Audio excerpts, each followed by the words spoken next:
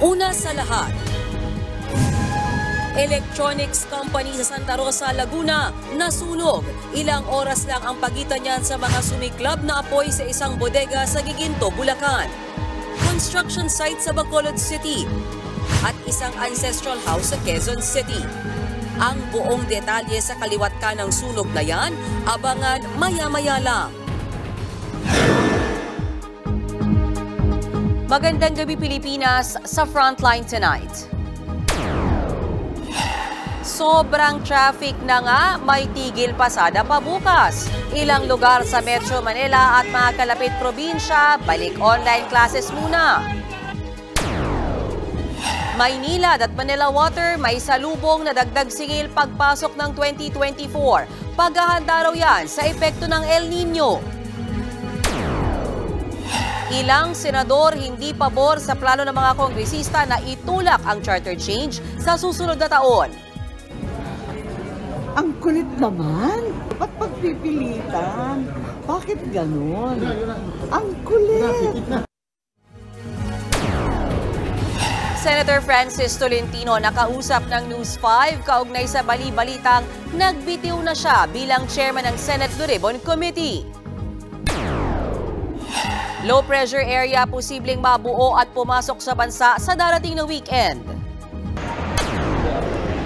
At K-drama actors at iba pang Korean superstars magsasama-sama bukas sa Philippine Arena para sa 2023 Asia Artist Awards. Mga motorista pinaghahanda sa matinding traffic sa NLEX.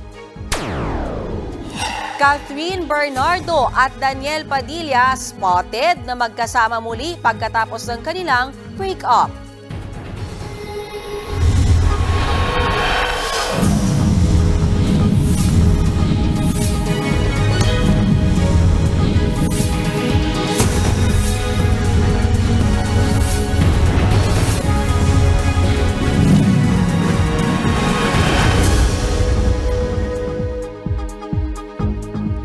Balik online classes bukas ang ilang paaralan sa loob at labas ng Metro Manila dahil sa panibagong tigil pasada ng mga jeep.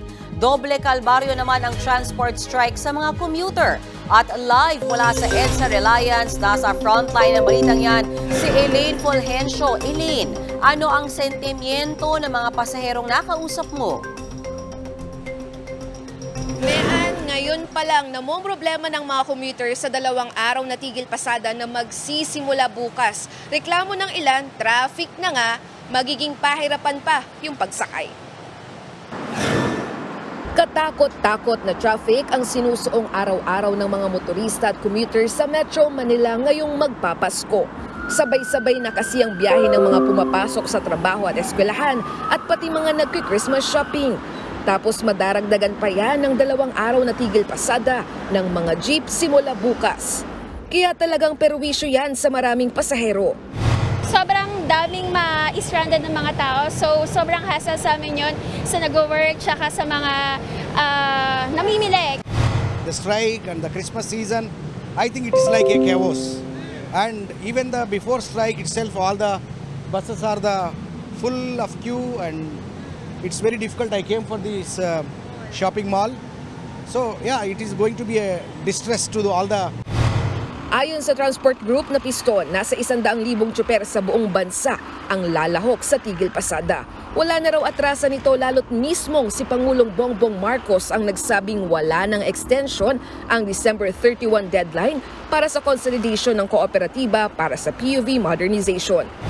Ang layunin talaga ng gobyerno ay para ayusin lamang yung ating public transport. Bakit nga hindi pwedeng rehabilitation? Bakit kailangan natin bumili ng ubod ng kamamahal na mga halaga ng mga minibus na hindi naman talaga kaya ng ating mga individual na mga operator? Sa datos ng Department of Transportation, 70% na ng mga PUV sa bansa ang nakabuo at nakasali na sa mga kooperatiba at korporasyon. Mas mataas yan sa target na 65%. Katumbas yan ng higit 153,000 units. Nauna nang sinabi ng Land Transportation Franchising and Regulatory Board o LTFRB na hindi naman agad matatanggal ang franchise to operate ng mga di makakahabol sa deadline. Giit naman ng Piston, handa silang dalhin sa Korte Suprema ang usapin para ipaglaban ang kanilang kabuhayan. Sa pagsisimula ng transport strike bukas, ayon sa MMDA, may nakahanda silang 600 bus, jeep at iba pang sasakyan na magsiserbisyo sa mga may stranded na pasahero. Hindi rin magkakansela ng number coding ayon sa MMDA. May ilang LGU na sa Metro Manila ang nagkansela ng face-to-face classes, kabilang na ang lahat ng antas sa mga paaralan sa Muntinlupa. Gayon din sa mga kalapit bayan at lungsod gaya ng Calamba, Cabuyao at Santa Rosa City sa Laguna. Balik distance learning din muna ang ilang kolehiyo at universidad sa Metro Manila at Laguna. Mayan, hindi Christmas lights yung mga nakikita nyo ngayon dahil ito po ang live na situation dito sa EDSA Reliance. Bumper to bumper pa rin po ang daloy ng mga sasakyan dito. Mabigat pa rin po yung traffic hanggang doon sa EDSA Ortigas. Pero paglampas po sa banda ng EDSA Ortigas, light to moderate na po ang daloy ng mga sasakyan papuntang Cubao hanggang Quezon Avenue. Yan muna ang latest mula rito. Balik sa inyo, Mayan. Hindi ng traffic na yan. Maraming salamat sa iyo, Elaine Fulgencio. Dagdag singil sa tubig ang haharapin ng Maynilad at Manila Water customers pagtungtong po ng 2024. Ipinatupad daw ito bilang paghahanda sa mga proyektong panlaban sa El Nino. Nasa frontline ng balitang yan si Shyla Francisco.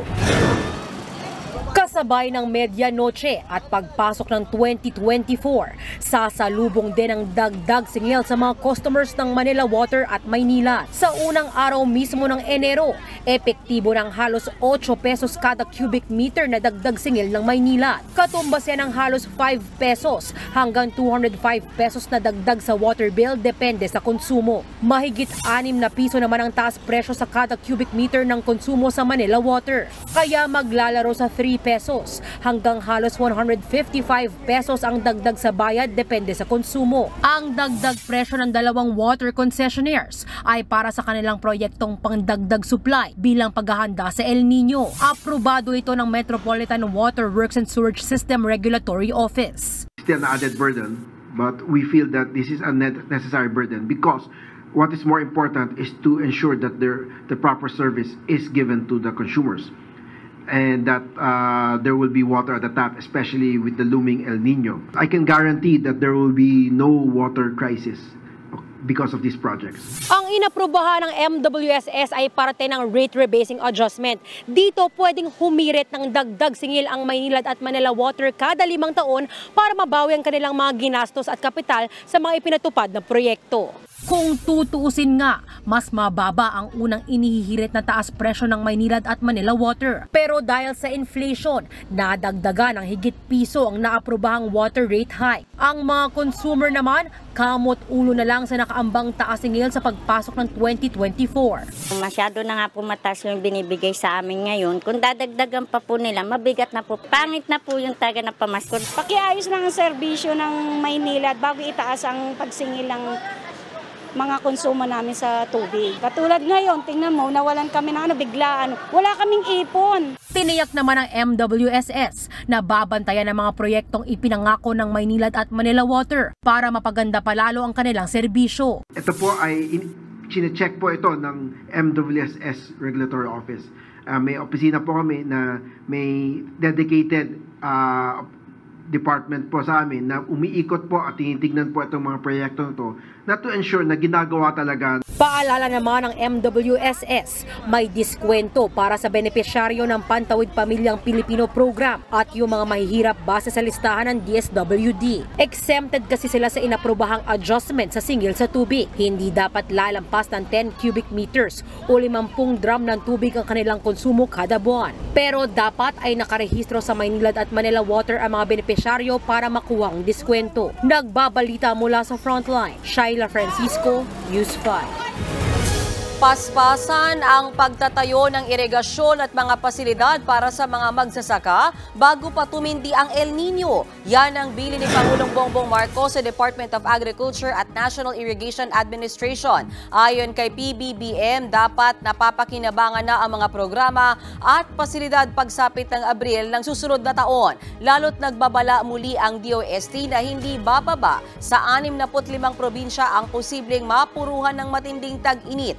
Bukod dyan, plano raw ni Pangulong Marcos na i-reconstruct o baguhin ang komposisyon ng El Nino Task Force na binuo noon pang Abril. This is, I think, a more serious and a more extensive effort, because we really have to get everybody involved to be able to prepare, to make sure that we can minimize, alleviate, and adapt to to climate change.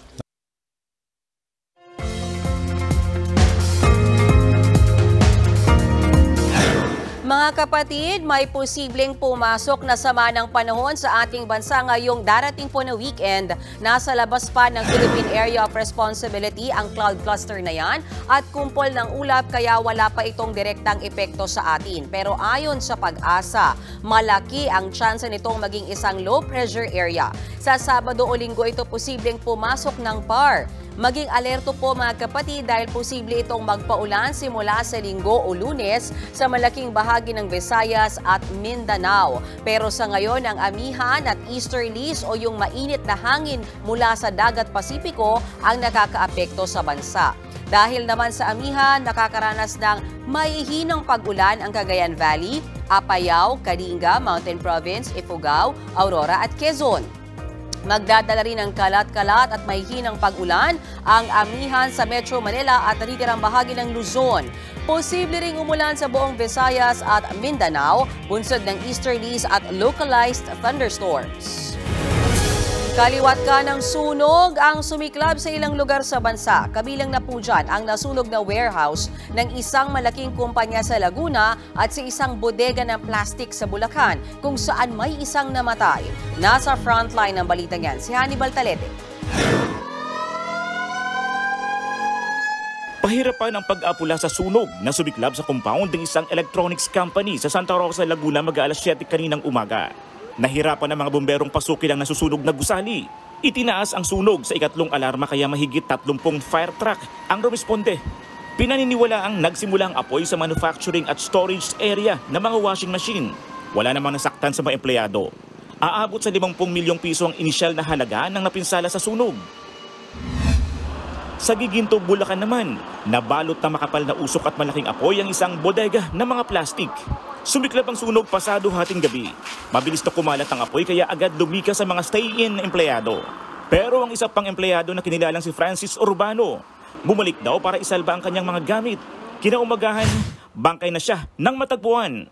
Tumagal ng halos 3 oras bago niliklarang under control ang sunog. Isa pang sunog ang sumiklab sa storage area ng isang construction site sa Bacolod City.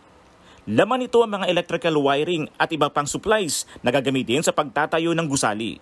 Tumagal ng 30 minuto ang pag-apula sa apoy. Lumabas sa investigasyon na problema sa electrical connection ang sanhi ng sunog. Natupok naman ang ancestral house na ito sa barangay Paligsahan sa Quezon City. Hindi bababa sa 20 truck ng bumbero ang rumisponde.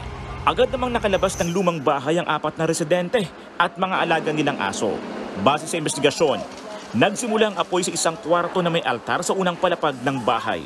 Nagbabalita mula sa frontline, Hannibal Talete, News 5. Bawal ang sapilitang pangongolekta sa mga estudyante para makapag-Christmas party. Yan po ang paalala ng Department of Education. Nasa frontline ng balita yan si Elaine Fulgencio. Nakahanda na ang mga classroom na gagamitin bukas sa Christmas party sa Pineda Elementary School sa Pasig City. Taon-taon daw itong pinaghahandaan ng Parents Teachers Association dahil inaabangan ito ng mga bata. Nauna nang sinabi ng Department of Education na hindi naman ipinagbabawal ang pagkakaroon ng Christmas party sa mga eskwelahan, basta dapat walang sapilitan. Okay naman po sa atin na magkaroon ng ganyang salo-salo ang ating mga learners at ating mga teachers. Pero ang gusto lang natin siguraduhin ay maging simple lang to at hindi maging undue burden sa pamilya ng ating mga learners.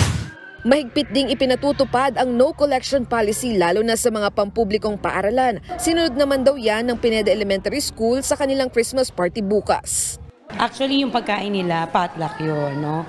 Dito nga, sabi, bawal ang contribution, no collection policy. Pero nagkaroon sila ng pagkakasundo na yung iba naman ay magbibigay ng ganitong halaga para ibili ng pare-parehong gift para sa mga bata na walang inggitan. Hindi naman yung sabi mo malaking gastusan. Hindi.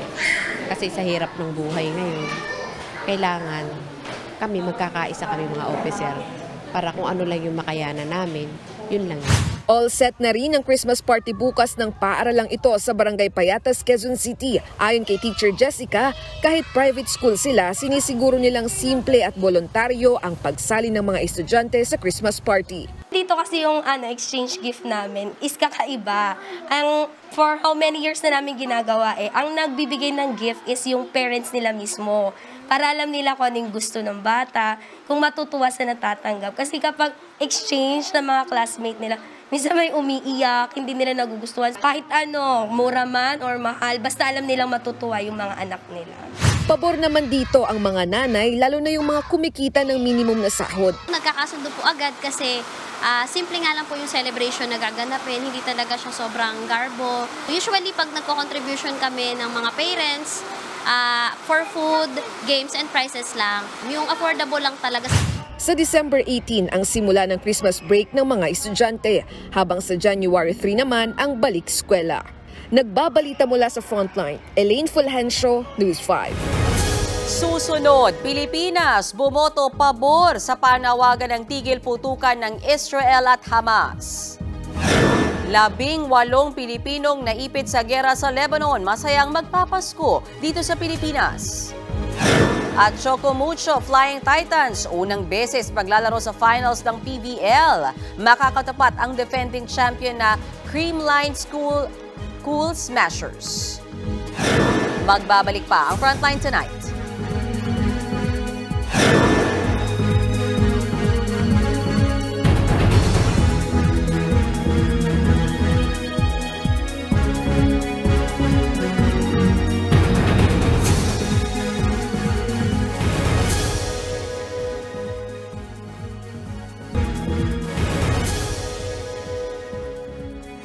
Nagbago na ng posisyon ng Pilipinas at bumoto na ngayon pabor sa resolusyon ng United Nations General Assembly na nanawagan ng tigil putukan sa Gaza.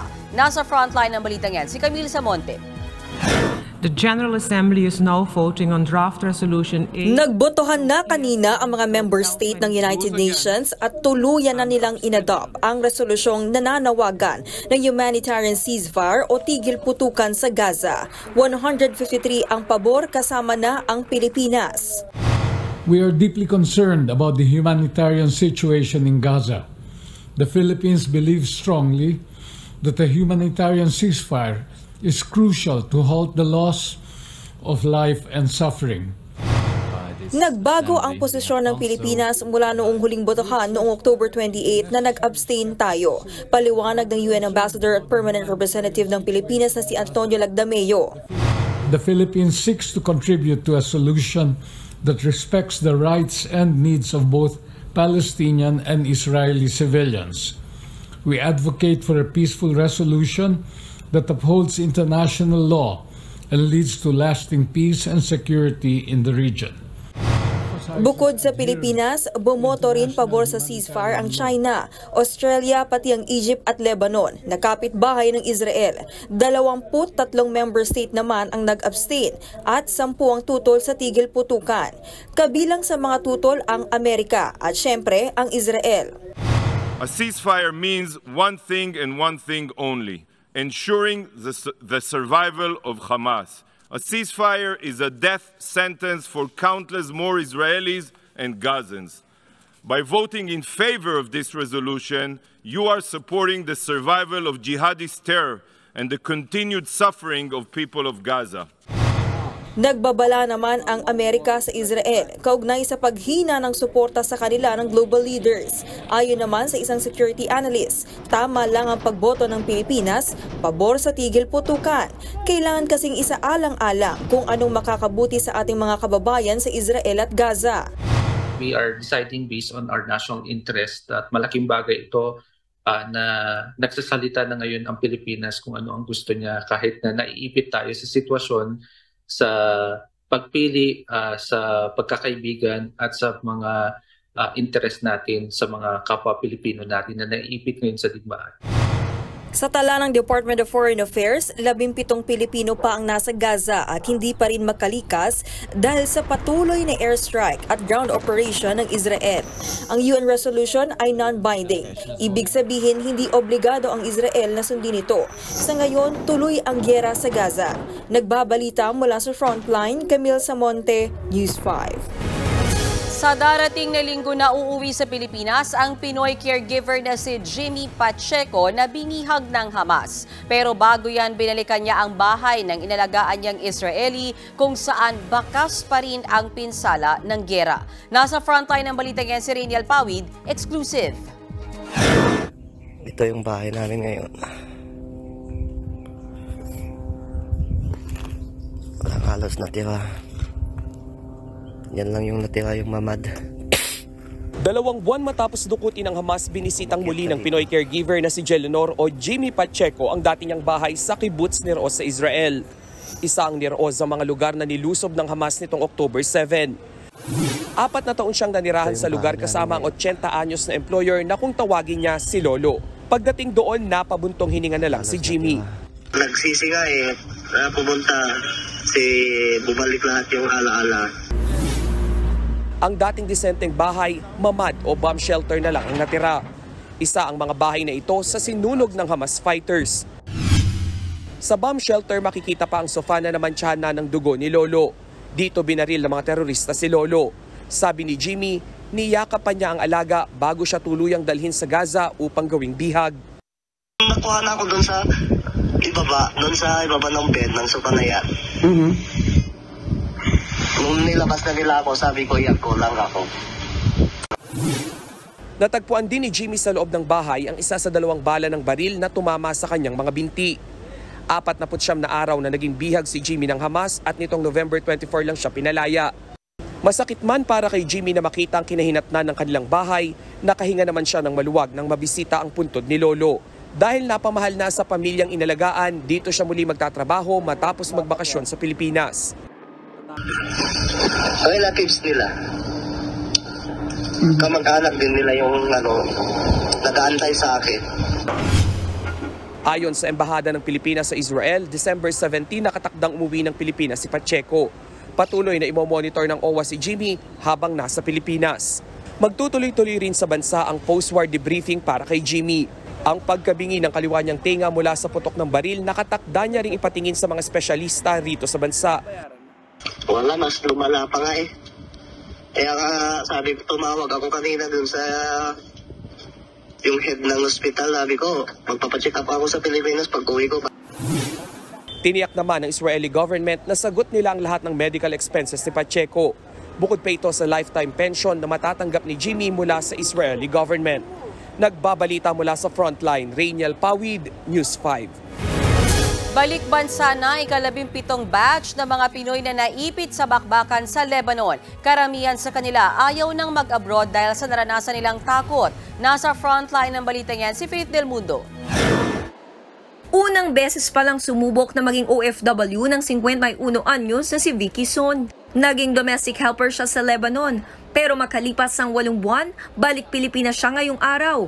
Isa si Vicky sa ika-17 batch ng mga Pinoy na nirepatriate mula Lebanon dahil sa bakbakan ng Israel at Hezbollah. Wala pong tigil ang putukan. Wala pong tigil ang putukan doon. Kaya po ang ginawa po namin, tumawag po kami sa OWA ng Lebanon para po kami ay magpatulong na ma-rescue para makauwi po dito sa Pilipinas. Mahirap po, mahirap. Sa kagaya naming OFW, yung mga experience namin na takot, yung hindi ka po makatulog, halo-halo pong emosyon. Kaya para po sa akin, hindi na po ako babalik. Nagdesisyon lang daw siyang mangibang bansa dahil nagpapaaral siya ng 2 anak. Pero dahil sa gera, naputol ang kanyang pangarap na magandang buhay. Dahil po sa tension po ng kaguluhan, sa gera po, mahirap po na kagaya namin na OFW na hindi ka pwedeng lumabas ng bahay. Nakakaranas ka po doon ng hindi magandang pagtrato. Nahihirapan din si Eileen sa gulo sa Lebanon kaya nagpasaklolo sa Overseas Workers Welfare Administration o OWA. po, mahirap na po kasi pag yung talagang na po, yung parang kasagsagan na ho talaga kasi hindi naman ho natin alam kung lalaki pa ho yung gulo. O nag-decide po ako na umuwi para makasama ko pa yung pamilya ko. 18 Pinoy ang lumapag sa NAIA ngayong araw. Masaya sila na dito sa Pilipinas sila magpapasko. Karamihan sa kanila ayaw nang bumalik ng Lebanon. Tutulungan sila ng gobyerno kung gugustuhin nilang maghanap ng trabaho o magsimula ng negosyo. Sa mga gustong magtrabaho dito, ulit, ang OWA naman po nagpo-provide kami ng Skills for Employment program kung saan may scholarship pong binibigay na worth 14,500 na pwede po nilang gamitin sa mga TESDA accredited training centers. In case hindi po ito libre. Kung gusto nila na magkaroon sila ng panibagong skill o yung skill nila ngayon ay mas mapataas pa ang level, pwede sila sa TESDA pumunta. Or hindi lang sila yon kundi pati mga kamag-anak nila. May 20,000 pesos na financial assistance din silang matatanggap mula sa DSWD, 50,000 pesos mula sa OWA at 50,000 pesos mula sa DMW. Sa kabuuan, nasa 110 Pinoy na ang na-repatriate at may susunod na batch pang darating sa December 19. Nagbabalita mula sa Frontline, Faith Del Mundo, News 5. Magpasama na lang daw ang Pilipinas sa Amerika tuwing may mga resupply mission sa West Philippine Sea. Yan ang mungkahi ni dating Senior Associate Justice Antonio Carpio para raw mayroon tayong dagdag persa. Sinabi yan ni Carpio sa isang panayam kasunod ng mga insidente ng pambobomba ng tubig ng China sa mga barko ng Pilipinas sa Ayungin Shoal. Maari naman daw tayong humiling sa Amerika ng suporta dahil may tuturing daw na military activity ang mga resupply mission sa West Philippine Sea. May mutual defense treaty ang Pilipinas at Amerika kung saan bahagi nito ang pagbibigay ng military support.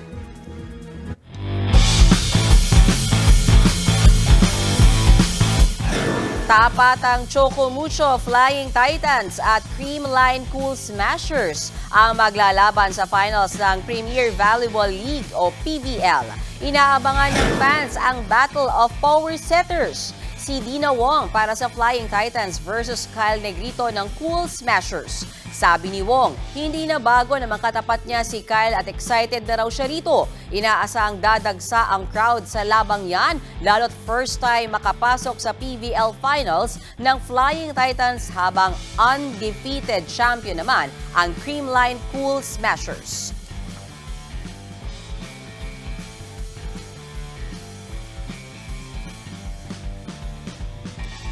Samantala, nag-disband na ang F2 Logistics Cargo Movers volleyball team. Sa kanilang pahayag, nagpasalamat ang koponan sa mga walang sawang sumuporta sa kanila, manalo man o matalo.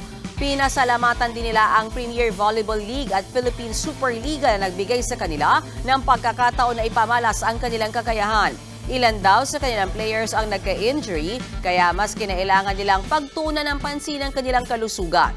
Bagamat mawawala na ang team, patuloy raw nilang susuportahan ang volleyball sa Pilipinas. Sa kanilang 8-year career sa Premier Volleyball League, 6 na beses silang naging champion.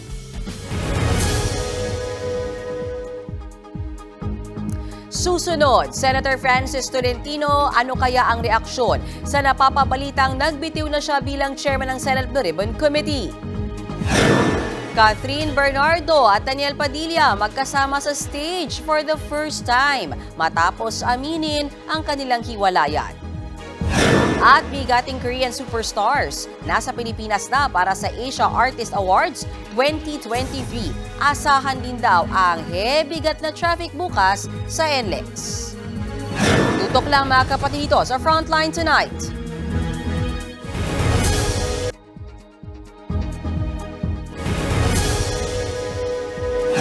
Kung gaano kapursigido ang Kamara sa pag-amyenda ng saligang batas o charter change, tila wala namang interes sa tsa-tsa ang ilang senador. Nasa frontline ng balitang yan si Camille Samonte.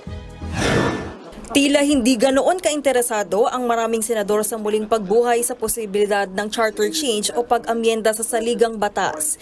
Hindi gaya ng mga kongresista na muli raw tatalakayin ang tsa-tsa sa susunod na taon.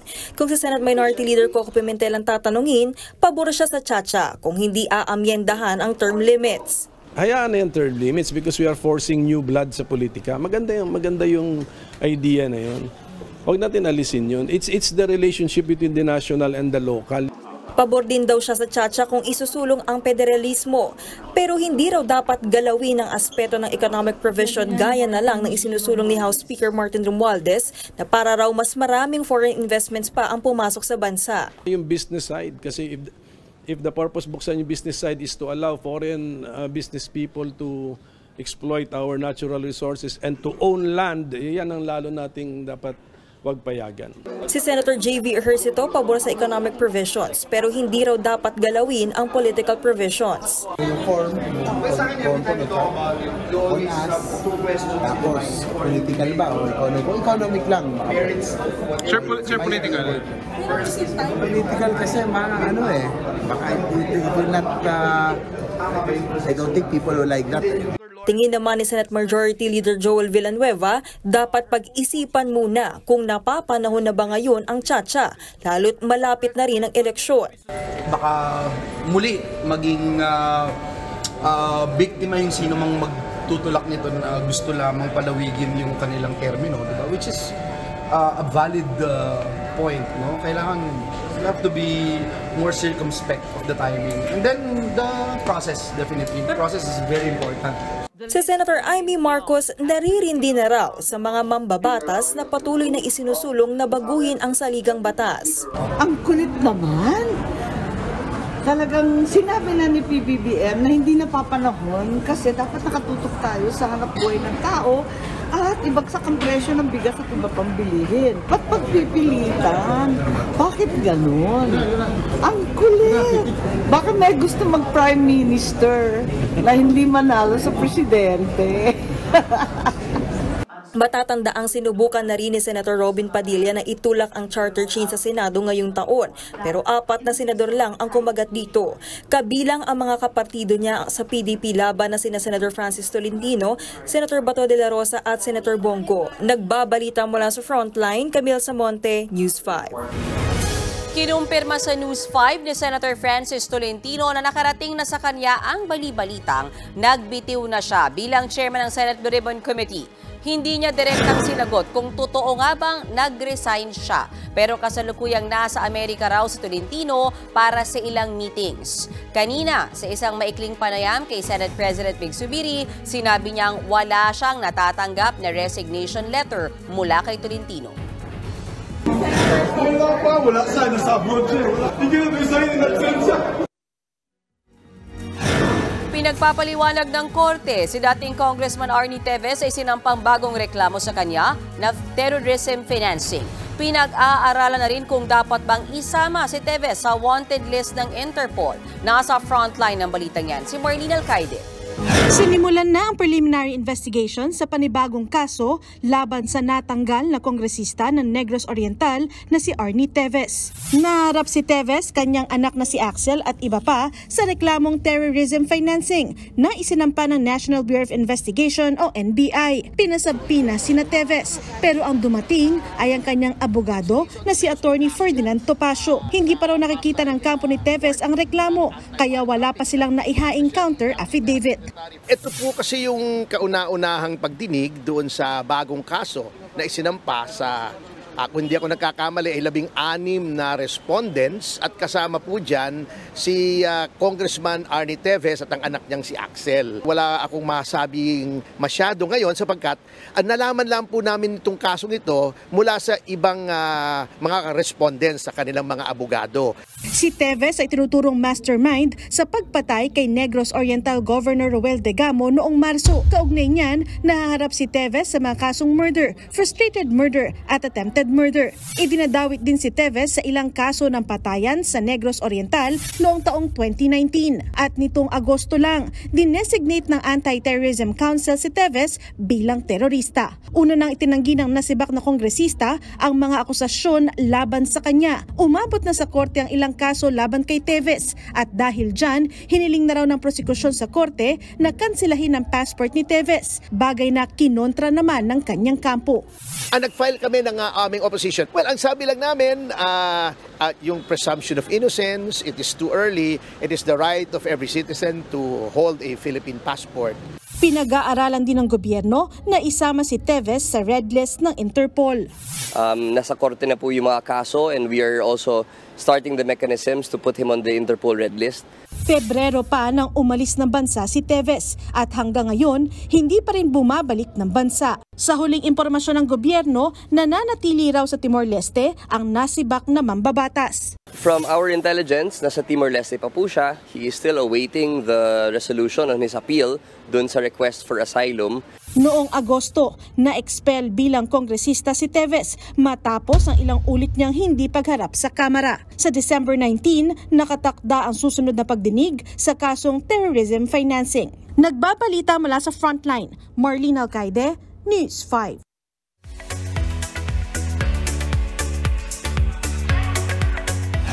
Showbiz tonight na tayo. For the first time after ng hiwalayan, nakitang reunited sina Catherine Bernardo at Daniel Padilla. Excited naman ang mga fans sa pagdating sa Pilipinas ng mga Korean idol para sa much anticipated na Asia Artist Awards. Narito ang report.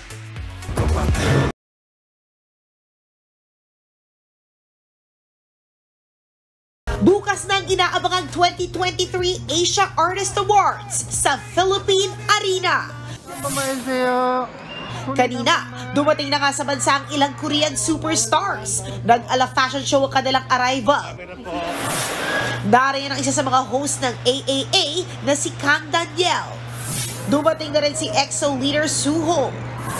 Spotted din ang pagdating ng new gen K-pop group na Stray Kids. Narito na rin ang 2023 Mama Artist of the Year na New Jeans. At para naman sa mga Philo Doby, dumating na rin sa bansa ang grupong The Boys.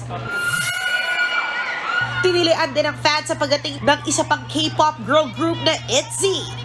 Magkasama naman dumating ang magkapatid at duo na Akdong, Musician o Akmu. At syempre, present din ang ilang K-drama actors gaya ni The Glory star Jung Sung-il at TV Uncanny Encounter actress Kim Se-jo. Bukod naman sa Korean stars, inaabangan din sa AAA ang ilang Pinoy pride gaya ng SB19, Horizon, Ben & Ben at ang kakahiwalay lang na sina Catherine Bernardo at Daniel Padilla. Ito ang unang beses na gaganapin ang Asia Artist Award sa Pilipinas. At speaking of Kathniel, trending na naman sila. Spotted na dating magkasintahan sa isang Christmas special event ng ABS-CBN. Nag-perform sila together on stage. Ito ang first public appearance ni Kath at DJ after nilang i-anunsyo ang kanilang hiwalayan. Nagbabalita mula sa Frontline, MJ Marfori, News 5. Mga kapatid, speaking of Asia Artist Awards, maganda po sa matinding traffic sa NLEX bukas. Paalala ng NLEX Corporation sa mga motorista, bumiyahin ng mas maaga. Big time ang event sa Philippine Arena, kaya siguradong babaha ng fans na magdudulot ng traffic. Sa mga pupunta naman sa Bocaue o Santa Maria, Bulacan, pwede po kayong dumaan sa ilang alternatibong ruta via exit sa Marilao, Bocaue o Tambubong. Magdadagdag din sila ng traffic personnel sa NLEX para bukas. Abangan ang pinakabatang piloto na nakapagpalipad ng dekuryenteng eroplano. At 2 biik sa Amerika na ipinangalan kina Taylor Swift at Travis Kelce na ligtas sa pagkakalitsyon. Tuloy-tuloy lang ang balitaan dito sa Frontline Tonight.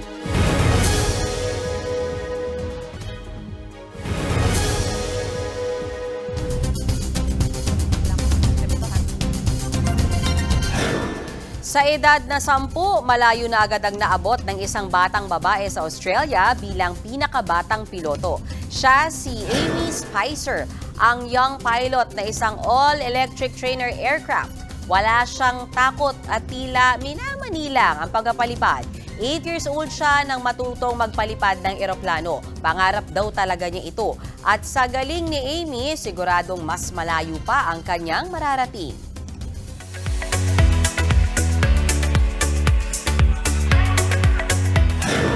Bago na namang world record si Queen Taylor Swift. Nasungkit niya ang world record para sa highest grossing music tour sa kasaysayan dahil ito sa kanyang The Eras Tour. Ayon sa Guinness Book of World Records, kumita ng lampas $1 billion o mahigit 56 trillion pesos ang concert ni Taylor simula March. Posible pang pumalo yan ng mahigit $2 billion lalo't sa December 2024 pa matatapos ang concert ni Taylor.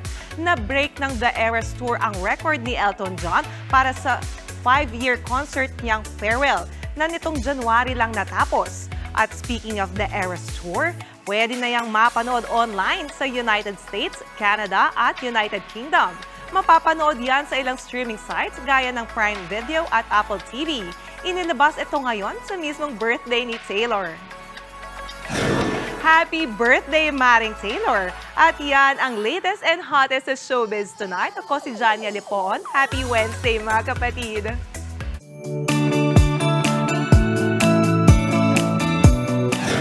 Ng marihan nyo ni Taylor, ha? Oy, para naman sa ating pabaong pampa-good night, may daylight pang masisilayan ang dalawang biik sa Amerika na pinangalan ng Taylor Swift at Travis Kelce. Nakaligtas po sila sa bingit ng paglilitsyon sa kanila sa Miami. Sina Piggy Taylor at Piggy Travis ang mga napiling ipardon ng alkalde ng lungsod. Ibig sabihin, hindi na sila kakatayin at ileletsyon para sa holiday season.